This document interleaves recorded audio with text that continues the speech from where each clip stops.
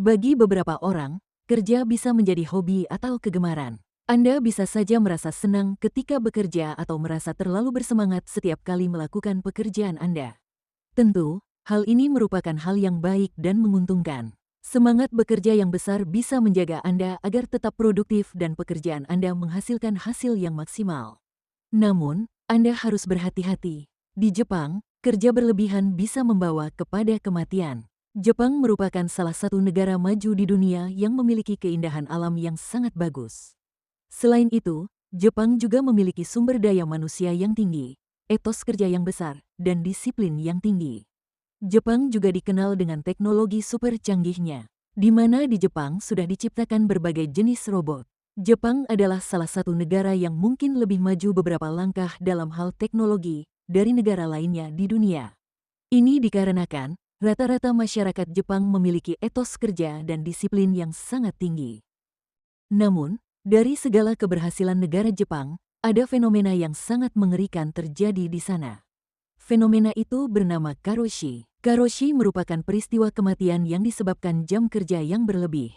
Fenomena ini sudah terjadi di negara Jepang dari sebelum abad 20. Pola kerja yang tiada henti membuat para pekerja stres dan mengakibatkan kematian dikarenakan bunuh diri atau terkena penyakit jantung dan stroke.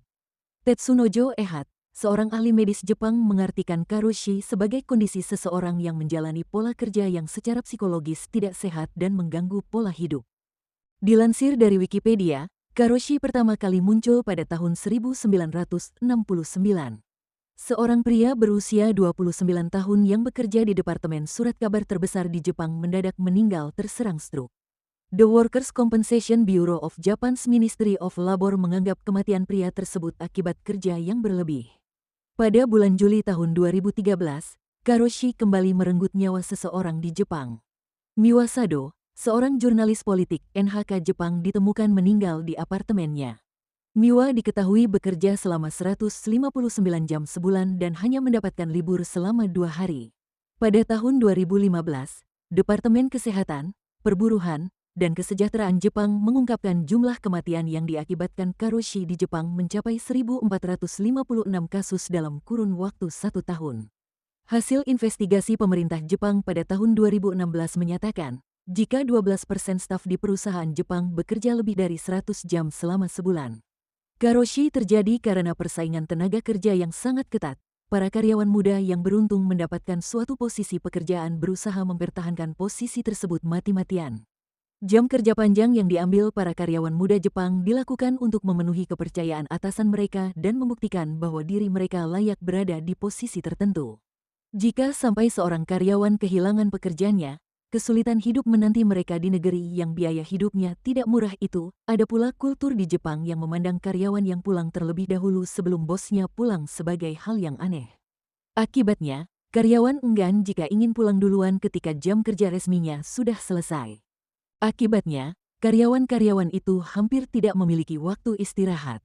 Pemandangan karyawan tidur di toilet, kereta, trotoar, atau bahkan meja kerjanya sendiri adalah hal biasa yang dapat ditemui di Jepang. Terkait dengan hal ini, pemerintah Jepang sedang berupaya untuk menghentikan kasus karoshi melalui berbagai kebijakan, dengan tujuan agar para karyawan tidak bekerja secara berlebihan. Pemerintah telah mengeluarkan Premium Fridays, agar perusahaan dapat membiarkan karyawan mereka keluar lebih awal, yaitu jam 3 sore, pada hari Jumat setiap akhir bulan.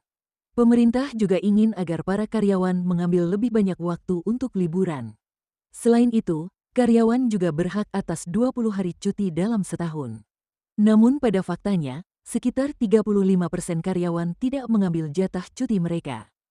Bekerja memang bertujuan untuk memenuhi kebutuhan hidup. Akan tetapi, kita juga harus memperhatikan jam kerja yang kita lakukan. Di mana seharusnya kita bisa mendapatkan uang dari hasil kerja untuk kita nikmati, baik sendiri atau bersama keluarga. Akan tetapi karena kita bekerja tanpa adanya batasan waktu, membuat kita sakit yang bahkan akan menguras uang yang sudah kita kumpulkan dari awal bekerja. Malah bisa berakibat lebih fatal lagi, yaitu kematian.